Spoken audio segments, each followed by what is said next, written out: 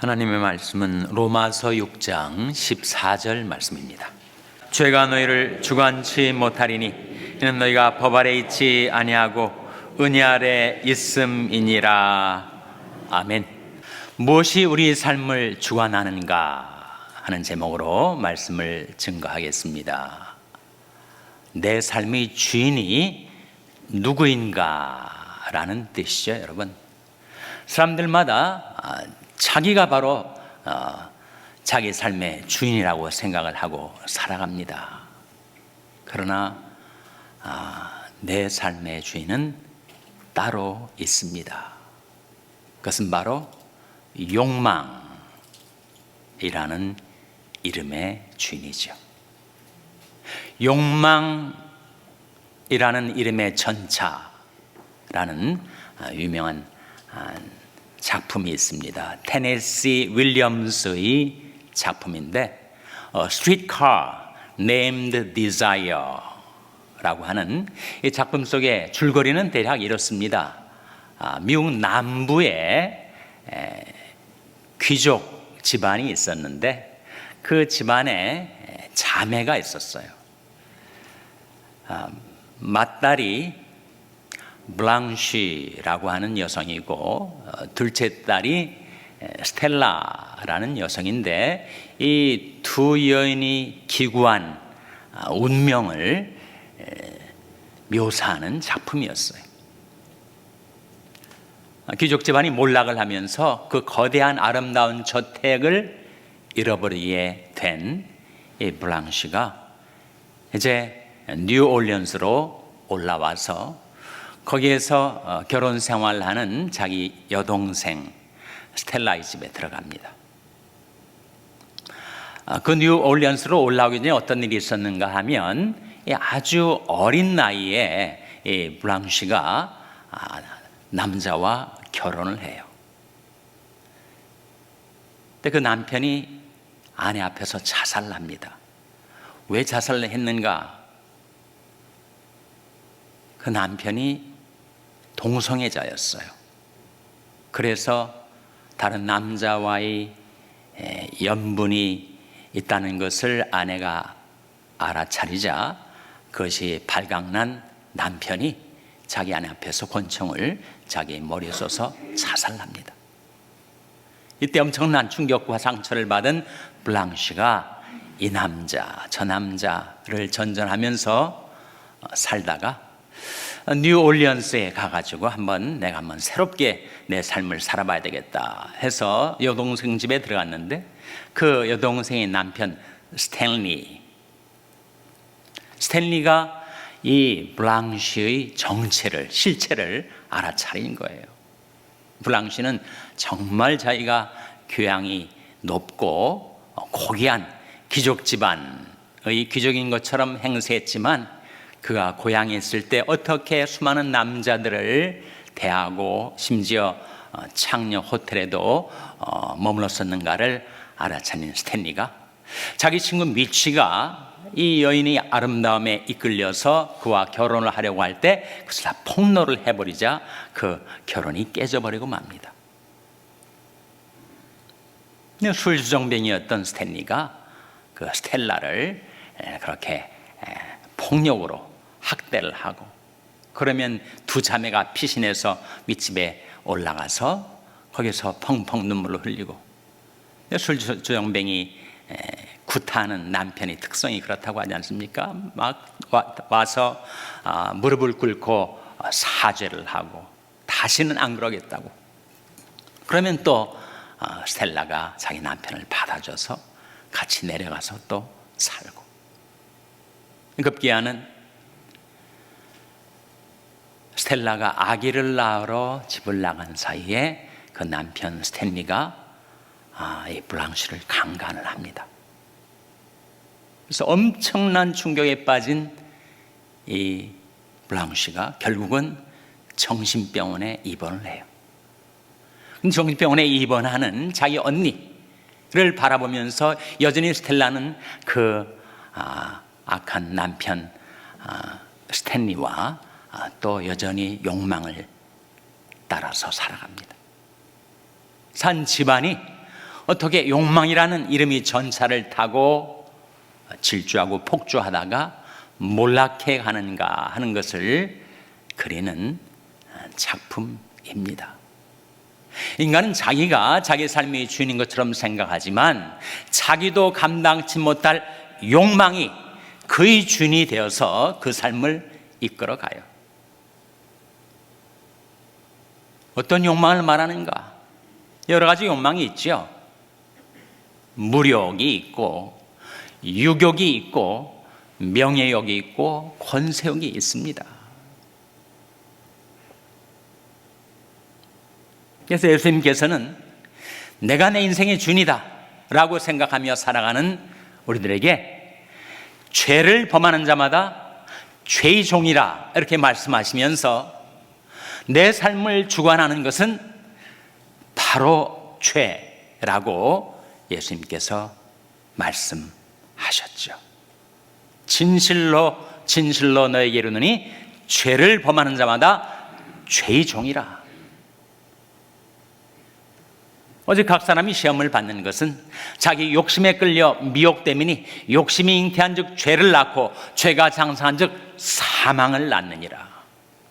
욕심이 잉태한 즉 죄를 낳고 죄가 장성한 즉 사망을 낳느니라. 죄의 욕망이 그 사람을 파멸로 이끌어가는 것, 그것은 문학 작품뿐만 아니라 우리 주위에서도 또 내 자신에게서도 발견되고 있습니다. 무엇이 나의 삶을 주관하는가? 죄가 주관을 하고 욕망이 주관을 하죠. 바로 무력, 유욕, 명예욕, 권세욕, 온갖 욕망들이 사람으로 하여금 죄를 짓게 만들고 끝내는 파멸당하게 만듭니다. 무엇이 우리를 주관하는가? 그것을 성경적으로 볼 때 세 가지가 결국 우리를 주관합니다. 먼저 에베소 2장 2절에 두 가지가 나타나요. 화면에 나온 말씀 한번 같이 읽겠습니다. 에베소 2장 2절 말씀 같이 읽겠습니다. 시작. 그때 너희가 그 가운데서 행하여 이 세상 풍속을 좇고 공중의 권세 잡은 자를 따랐으니 곧 지금 불순종의 아들들 가운데서 역사하는 영이라. 이 말씀 속에 두 가지가 나오죠. 무엇이 사람의 삶을 주관하는가? 첫째로 세상, 둘째로 불순종의 아들들 가운데서 역사하는 영. 세상과 악령, 세상과 마귀가 사람들의 삶을 주관합니다. 사람들이 이 세상 풍속을 따라 살아가요. 세상이 다 그렇게 살아가니까 나도 그렇게 살아갈 뿐이다, 이렇게 말을 하죠. 그래서 이 세상 풍속을 줬습니다. 세상을 따라 살아갑니다. 세상이 그의 삶을 주관하고 있는 거죠. 그리고 지금도 불순종의 아들들 가운데서 역사하는 영, 바로 사탄, 마귀, 악령이 그들의 삶을 주관합니다. 또 한 가지가 있어요. 다음 구절 3절 말씀 보시면 화면에 같이 읽겠습니다. 시작.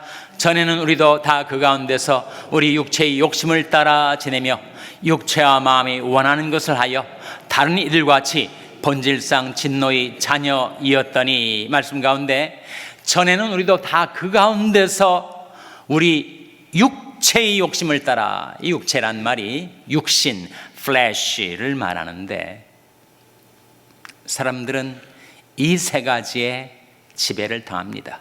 마귀에게 지배를 당하고 세상의 지배를 당하고 그리고 육체의 지배를 당하고 살아갑니다. 그것이 사람들의 삶을 주관하는 것입니다.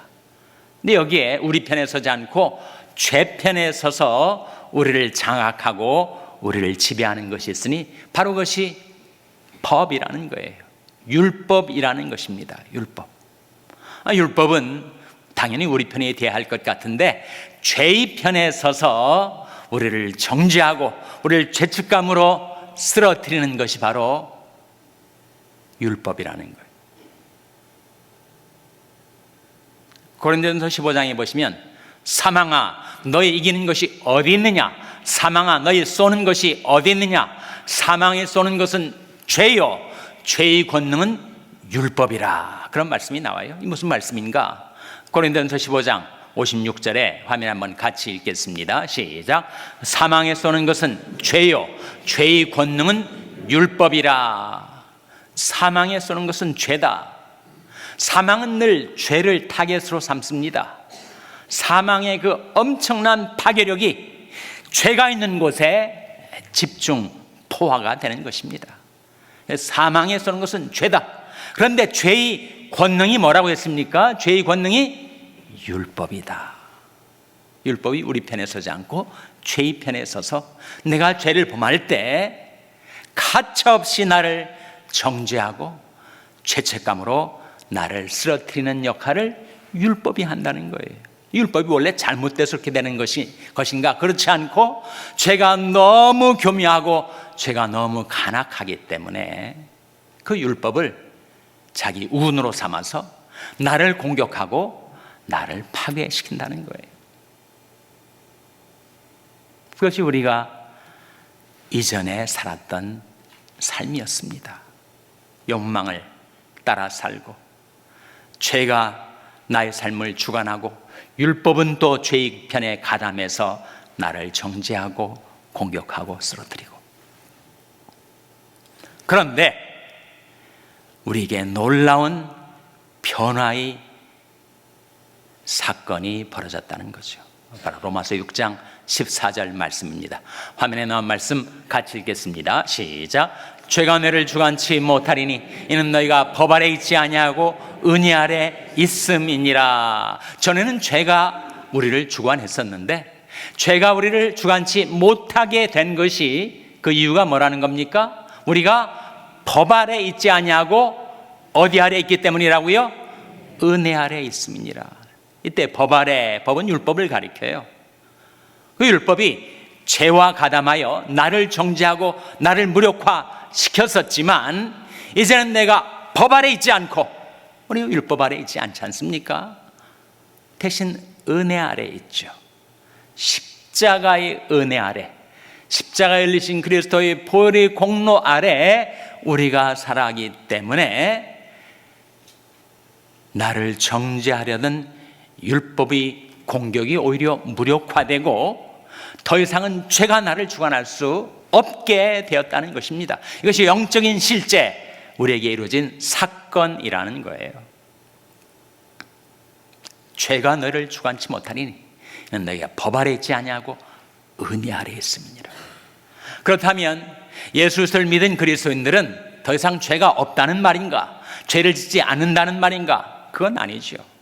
만일 우리가 스스로 죄 없다 하면 그것은 스스로를 속이고 하나님을 거짓말하는 자로 만드는 것입니다.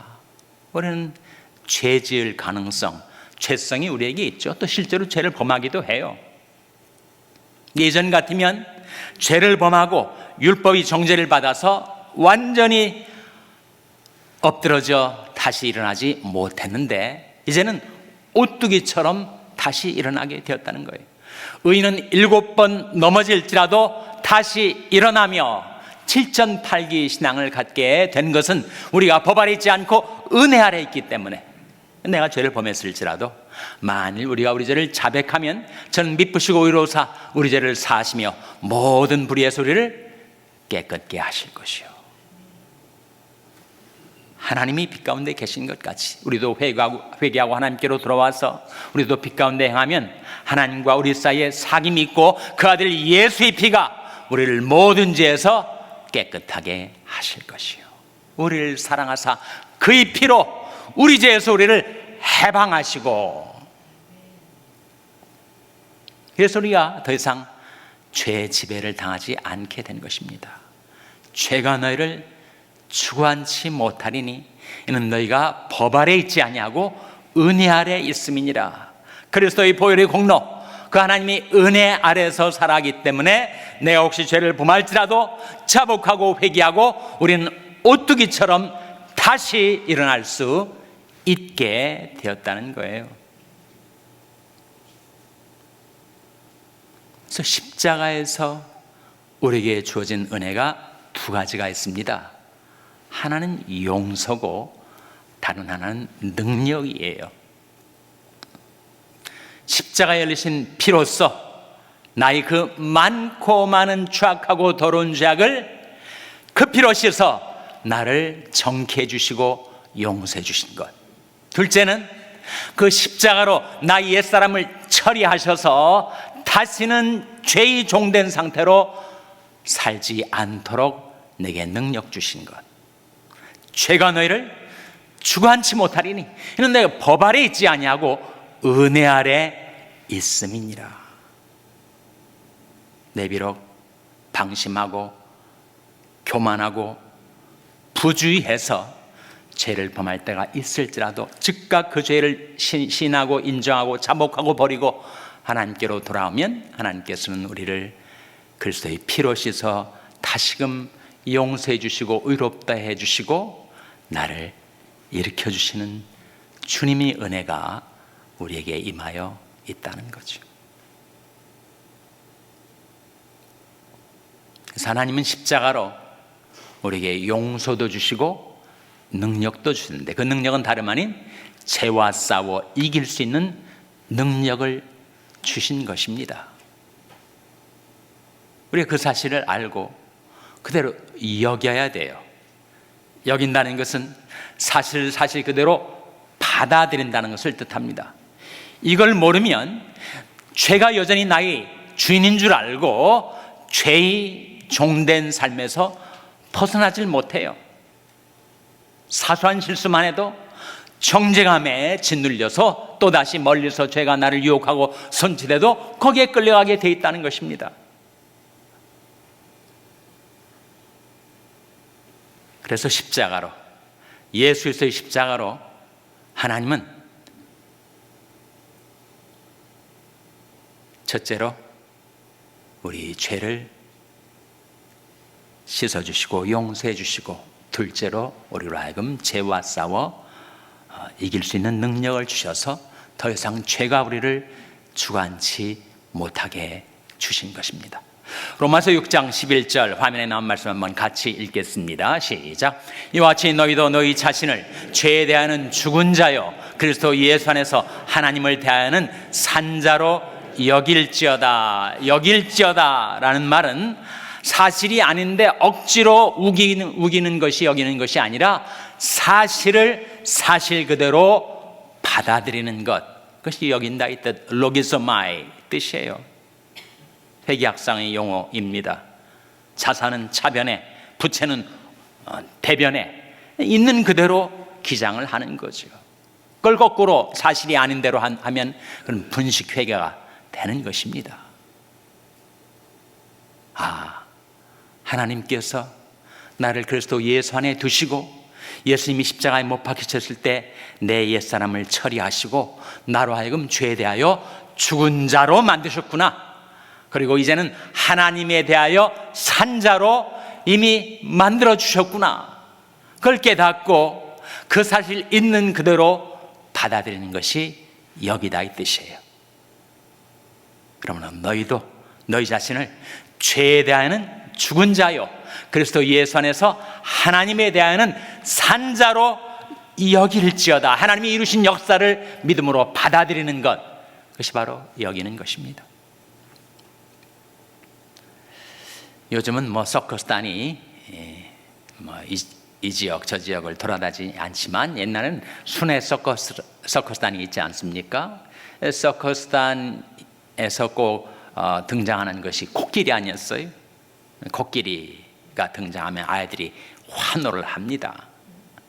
근데 그 코끼리를 통제하기가 어려웠어요. 웬만한 중량이 나가는 쇠기둥이 아니면 묶어도 나무 기둥 같은 것은 코끼리가 워낙 힘이 세니까 그대로 끌고 다니죠. 그러니까 서커스단에서 어떻게 하면 코끼리를 컨트롤할 수 있을까? 그래서 고안해낸 방법이 이것입니다. 코끼리를 서커스단에 데려가기 전에 먼저 엄청난 중량이 쇠기둥에다가 묶어놔요. 뭐 그러면 코끼리는 이쪽으로 하고 싶고 저쪽으로 하고 싶으니까 용을 쓰고 힘을 써도 워낙 쇠기둥이 든든하니까 아무리 제가 힘을 써도 움직이지 못하고 꼭 거기에 매여 있는 것을 경험하죠. 그 경험에서 이제는 쇠기둥이 아닌 간단한 나무 기둥을 갖다 놓아도 내가 아무리 용을 쓰고 힘을 써도 나는 여기서 벗어나지 못해 라고 코끼리가 생각을 해서 아주 순순히 말을 잘 듣게 된다는 거예요. 그걸 가리켜서 captive to perception 이라고 합니다. 관념의 포로라는 말이죠.